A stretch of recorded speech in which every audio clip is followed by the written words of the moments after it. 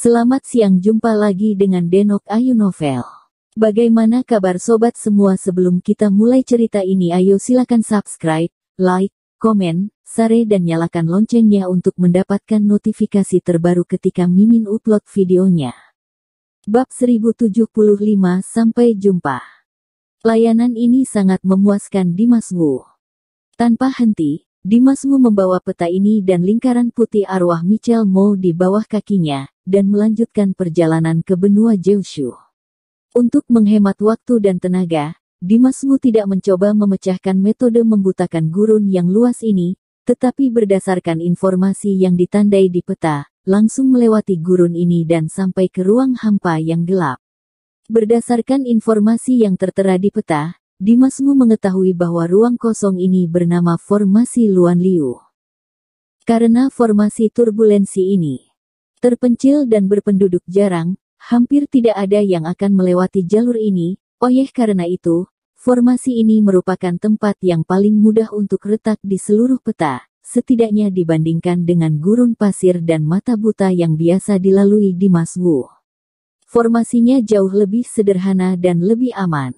Saudara Dimas, aku tidak melihatnya. Kamu cukup pintar, kamu tahu harus mulai dari mana. Melihat Dimas Wu langsung menuju ke sini, roh Michelle Mo di lingkaran putih tidak bisa menahan rasa kagum. Lingkaran putih mengikuti Dimas Wu sebenarnya setara dengan Michelle Mo yang mengikuti di dekatnya. Selain menjawab pertanyaan dan menjawab pertanyaan untuk Dimas Wu, ia juga bisa mengikuti dinamika Dimas Wu dan berbicara dengan Dimas Wu kapan saja. Kenapa? Apa aku terlihat bodoh? Dimas Wu menjawab Michelle Mo dengan santai sambil mengamati bagian dari ruang hampa ini. Sebenarnya, aku melihatmu menggunakan pedang yang mahal dan bertukar peta denganku. Aku hampir mengira kamu bodoh. Suara Michelle Mo bergema di lingkaran putih Iyagi. Dimas Wu tidak bisa berkata-kata, tidak berbicara sama sekali, hanya terus melihat sekeliling, memikirkan bagaimana cara memecahkannya. Dalam formasi turbulensi ini, sepertinya tidak ada krisis besar, tapi jangan anggap enteng. Begitu ada reaksi dalam formasi ini, semuanya akan berakibat fatal. Lihat Dimas Wu fokus pada formasi turbulensi, Michelle Mo tidak lagi bercanda, tapi pengingat yang senus. Dimas Wu berkata dengan enteng. Aku tahu. Setelah pengamatan yang cermat ini, Dimas Wu juga mempelajari formasi turbulensi ini. Terdapat ratusan formasi di wilayah yang sangat luas ini, dan formasi ini pada dasarnya adalah retakan di semua formasi luar angkasa. Oleh karena itu, formasi yang tampaknya tidak memiliki efek jera ini sebenarnya sangat mungkin untuk ditarik oleh formasi di sekitarnya. Jika tidak hati-hati akan memicu serangan di sekitar formasi, bahkan menyebabkan serangan badai antariksa. Dengan hati yang waspada, Dimas Wu melangkah Iyagi, dalam kehampaan yang gelap ini. Bergerak perlahan. Michelle Mo bekerja sama secara diam-diam dan tidak bersuara Iyagi. Seluruh ruangan sangat sunyi dan suasananya agak aneh. Saat Dimas Wu terus bergerak maju, lingkaran putih yang mengapung di bawah kakinya perlahan meluas tanpa disadari. Hampir seluruhnya menutupi seluruh tubuh Dimas Wu. Jelas, ini adalah Michelle Mo yang menggunakan melindungi Dimas Wu dengan caranya sendiri. Hati-hati sebelah kanan. Tiba-tiba, suara Michelle Mo terdengar. Boom. Di saat yang sama, di sisi kanan Dimas Wu, cahaya putih tiba-tiba menyala, dan segera setelah itu, kilat luar angkasa langsung menyambar Dimas Wu. Dimas Wu benar-benar bereaksi. Sosoknya tiba-tiba berkelebat dan menghilang di tempatnya. Guntur dan kilat luar angkasa dilewati Dimas Wu, hanya sesaat sebelum menghantam Dimas Wu. Sangat berisiko, jika bukan karena aku, kamu sudah menjadi mayat. Michelle Mo mulai kaget. Guntur dan kilat luar angkasa semacam ini sangat kuat, dan orang biasa dihancurkan, dan itu pasti tempat untuk mati. Michelle Mo tentu saja berpikir bahwa jika Dimas Wu terkena, pasti sudah mati seketika.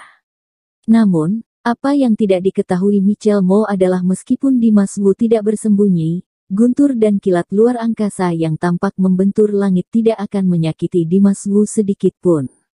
Namun Dimas Wu tak menanggapi ucapan Michelle Mo, tapi terus melangkah maju.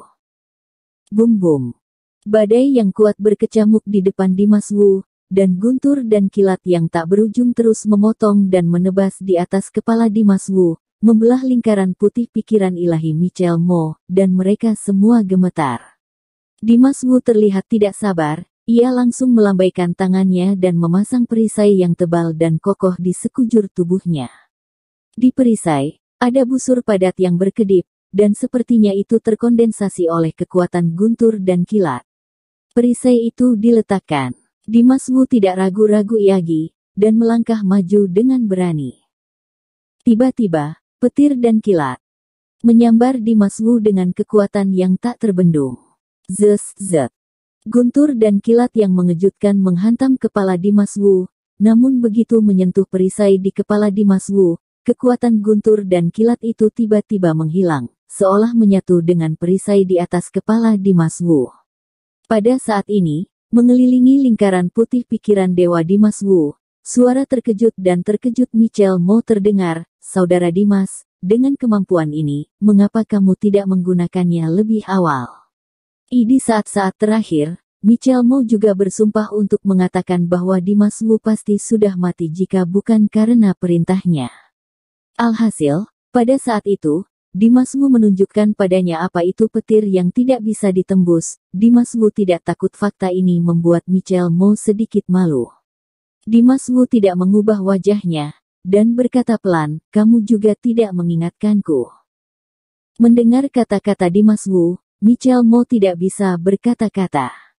Setelah beberapa saat, dia perlahan berkata, "Bukan hanya serangan petir dan kilat ini, tapi kita harus memberi perhatian khusus pada ledakan ruang angkasa dan badai yang bisa meletus kapan saja." Dimas Wu mengangguk, membawa perisai petir di sekelilingnya, dan terus bergerak maju, tapi kali ini, kecepatannya jelas-jelas melambat. Di ruang hampa ini, terlalu banyak hal yang bisa menghancurkan mereka, di mana-mana. Hitam yang menakutkan, badai dan badai maut, dia harus berhati-hati. Bumem. Tiba-tiba terdengar suara ganas, dan ledakan yang mengerikan seperti meteor melewati Dimas Wu, mengejutkan tubuh Dimas Wu. Aliran pusaran air yang menyapu, mengusap tubuh Dimas Wu, membelah baju Dimas Wu, bahkan kulit di bawah bajunya terasa panas dan sakit. Perisai petir tidak berguna untuk ledakan badai luar angkasa. Reaksinya sangat cepat. Melihat Dimas Wu bisa melakukan ini dengan cerdik, Michelle Mo tidak bisa menahan diri untuk tidak memuji Yagi. Dimas Wu tidak menanggapi Michelle Mo, tetapi menatap kegelapan di depannya dengan wajah serius. Meskipun pada dasarnya dia dapat menghindari krisis di sini, tetapi, berkali-kali, dia masih diizinkan untuk mendapatkan kesempatan untuk bertahan hidup di retakan. Menyaksikan aliran turbulensi ini dengan hati-hati Yagi.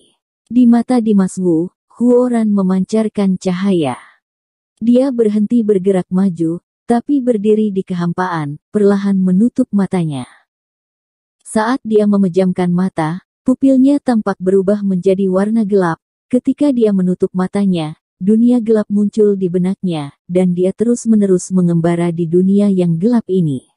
Dalam susunan yang bergejolak, gumpalan kekuatan penghancur ruang masih dalam tubuh Dimas Wu, terus-menerus melewati. Suara kematian berlalu dengan sangat jelas di samping Dimas Wu, satu demi satu, tanpa henti. Namun Dimas Wu sama sekali tidak mempedulikannya, hanya menutup matanya dengan erat, membiarkan serangan itu terus berlalu, membiarkan tubuhnya melaju perlahan. Untaian serangan formasi itu memang sangat kuat. Meskipun Dimas Wu tenggelam dalam dunia gelapnya sendiri, dia masih bisa merasakan kekuatan mematikan dari serangan formasi. Lingkaran putih pikiran Dewa Michelle Mo juga terhenti, ia tidak mengganggu Dimas Wu dan membiarkan Dimas Wu menutup matanya untuk bermeditasi. Padahal, apa yang dilakukan Dimas Wu saat ini adalah cara nyata untuk memecahkan arus ledakan tersebut. Jika Dimas Wu tetap sama seperti sebelumnya, berkeliaran di aliran ini, dia hanya akan terjebak dalam serangan ofensif yang tak ada habisnya. Bahkan jika dia bisa menjamin bahwa dia tidak akan terkena serangan dari formasi, dia akan terjebak selamanya. Sulit untuk keluar dari kekosongan ini. Dimas Wu menyadari hal ini, jadi dia akan tenggelam dalam dunia spiritualnya, mencari metode menghancurkan yang sebenarnya. Saat Dimas Wu terus bermeditasi, keringat mulai mengucur dari tubuhnya, pakaiannya basah oleh keringat, dan rona wajahnya menjadi semakin serius. Lambat laun, keringat pada Dimas Wu mengering, dan semua pikiran yang berantakan itu dikeluarkan dari benaknya. Dengan kata lain, saat ini, ia telah melupakan segalanya, semuanya telah dibuang olehnya. Dimas Wu yang sedang asyik bermeditasi bahkan lupa dengan berjalannya waktu dan keberadaannya saat ini. Di ruang hampa, tubuh Dimas Wu perlahan melayang dengan lingkaran putih pikiran spiritual. Mengambang, tetapi yang aneh adalah dia melayang di angin dengan mata tertutup, tetapi dia tidak benar-benar terkena serangan. Waktu, tepat di bawah gambaran aneh ini, perlahan berlalu. Saudara Dimas, formasi sudah retak. Entah berapa lama, dan suara bersemangat Michel Mo tiba-tiba terdengar di kehampaan. Pergolakan itu akhirnya dipecahkan oleh Dimas Wu. Michel Mo jelas terkejut, suaranya yang begitu keras langsung membangunkan Dimas Wu yang sedang bersemedi. Saat Dimas Wu membuka matanya, ada makna yang dalam dari iblis di matanya, tatapan yang dalam itu seakan mampu merobek segalanya dan membelah dunia. Begitu dia membuka matanya, Dimas Wu melihat bahwa dia tidak lagi berada dalam kehampaan yang gelap saat ini, dan tidak ada lagi serangan kekerasan yang menyerangnya. Namun meskipun demikian, dia masih berdiri di ruang kosong, tetapi ruang ini lebih terang dari sebelumnya, dan tidak terlihat begitu cacat lagi. Sepotong kekosongan ini, angin sepoi-sepoi bertiup lembut, menyingkapkan jejak kehancuran. Dimas Wu melihat sekeliling dalam. Diam dan menemukan tidak jauh di depan, ada anak tangga yang panjang, menuju ke tempat yang dibangun dengan tembok. Pagar terlalu tinggi dan terlalu lebar. Dimas Wu sama sekali tidak bisa melihat apa yang ada di dalam tembok, kalaupun dia mendorong semangatnya untuk menjelajah, dia hanya bisa melihat ketiadaan. Tempat apa itu? Dimas Wu menunjuk ke dinding depan dan bertanya pada Michel Mo. Kamu telah memecahkan formasinya, dan sekarang tempatmu berada adalah level setelah formasi. Tempat yang kamu tunjuk adalah satu-satunya tempat untuk memasuki benua Jiushu, Padok, yang juga disebut medan perang yang sebenarnya. Medan perang yang sebenarnya. Begitu mendengar kata-kata ini, Dimas Wu menyipitkan matanya, dan seberkas cahaya keluar dari pupilnya. Ceritakan lebih banyak tentang itu. Dimas Wu membuka bibirnya dengan ringan dan berkata dengan santai. Dahulu kala, orang-orang dari benua lain ingin memasuki benua Jiushu, itu sama sekali tidak mungkin, karena pertahanan benua Jiushu sangat tangguh, dan personelnya sangat kuat. Orang-orang dari benua lain bukanlah lawan mereka sama sekali. Oleh karena itu, mereka yang ingin memasuki benua Jiushu entah terluka atau mati. Singkatnya, mereka tidak berhasil memasuki benua Jiushu. Namun, beberapa waktu lalu, ada orang luar yang melanggar hukum ini. La tidak hanya mengandalkan kekuatannya sendiri untuk menerobos lapisan tersebut, memasuki benua Jiushu, dan bahkan dengan kekuatannya sendiri, dia merusak aturan benua Jiushu, sehingga orang luar memiliki kesempatan untuk memasuki benua Jiushu. Dalam pikiran spiritual lingkaran putih, suara Michel Mo terdengar lembut. Setelah mendengarkan Dimas Wu, wajahnya berubah tiba-tiba, dan dia langsung bertanya, siapa nama orang asing yang kamu bicarakan? Michel Mo berpikir sejenak, dan kemudian menjawab, aku tidak terlalu tahu, tapi samar-samar aku ingat bahwa dia tampak sepertimu, dan marganya adalah Wu. Mendengar ini, seluruh wajah Dimas Wu langsung menunjukkan rasa terkejut, dan memang benar, tebakannya benar. Tepat ketika mendengar Michel Mo berbicara tentang orang luar yang kuat itu, dia tidak hanya memasuki benua Jiushu, tetapi juga mengubah aturan benua Jiushu. Dimas Wu langsung teringat pada kakeknya Larvis Wu, karena Larvis Wu, seperti dia. Saat itu, Karena dia membiarkan dirinya pergi ke benua Jeoshu untuk menemukannya, itu berarti Larvis Wu pasti berhasil memasuki benua Jeoshu. Sekarang Michelle Mo mengatakan bahwa marga orang asing itu adalah Wu. Dimas Wu pada dasarnya yakin, orang ini adalah Larvis Wu. Michelle Mo melihat bahwa Dimas Wu tidak berbicara, dan dia terus berbicara, meskipun orang itu memenangkan kesempatan untuk memasuki benua Jeoshu untuk orang-orang dari benua lain, tetapi tidak semua orang bisa masuk sesuka hati. Orang-orang benua Jeoshu sangat mementingkan pengembangan kekuatan, jadi orang luar yang dapat memasuki benua Jeoshu harus memiliki kekuatan yang luar biasa. Mengikuti hukum ketidakbergerak ini, orang-orang benua Jeoshu berpikir untuk meletakkan banyak formasi dan level di sekitar daratan mereka, untuk menyaring orang-orang yang kuat dan berkuasa lapis demi lapis, dan padok di depan adalah yang tingkat terakhir. Hanya mereka yang bisa lulus tes padok yang memenuhi syarat untuk masuk ke benua Jeoshu.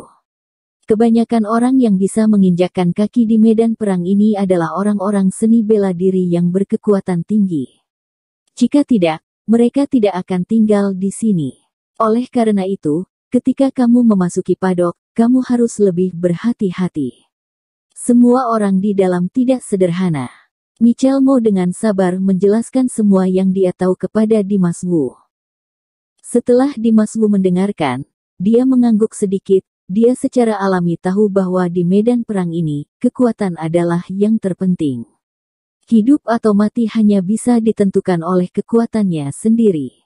Dimas Wu memang sudah cukup kuat untuk tidak memiliki lawan di Changling kontinen, namun melangkah ke ranah benua Jeoshu, ia benar-benar tidak tahu seberapa kuat lawan yang akan ditemuinya. Semuanya penuh dengan hal-hal yang tidak diketahui. Baiklah, ayo naik. Setelah merenung sejenak, Dimas Wu berkata pada Michelle Mo, lalu dia berjalan menuju medan pertempuran luar angkasa di sisi itu. Aku hanya bisa membantumu melewati ruang formasi ini, dan tidak bisa Yagi terus menemanimu maju. Saat Dimas Wu berjalan perlahan, suara Michelle Mo tiba-tiba terdengar. Mendengar hal tersebut, Dimas Wu langsung berhenti. Dia berdiri di dalam kehampaan, dan lingkaran putih di bawah kakinya mulai perlahan lepas dan melayang di depan Dimas Wu. Membuat suara terakhir, saudara Dimas, jaga dirimu. Aku harap kita bisa bertemu Yagi. Ya, Dimas Wu mengangguk ke lingkaran putih Michelle Mo, dengan sedikit rasa terima kasih di matanya. Di bawah tatapan tajam Dimas Wu, bayangan lingkaran putih itu perlahan membusuk, hilang, dan akhirnya menghilang ke dalam kehampaan seperti kepulan asap putih. Dimas Wu melihat pikiran Michelle Mo menghilang. Dia menghela nafas sedikit, lalu mengalihkan pandangannya ke padok di depannya, dan bergumam dalam-dalam, kakek, sepertinya aku tahu kenapa kamu membiarkanku datang ke sini. Bersambung. Terima kasih kepada kalian yang telah menonton video ini. Jangan lupa tekan tombol subscribe-nya dan nyalakan notifikasinya untuk mendapatkan video-video seru lainnya dari Denok Ayu Novel.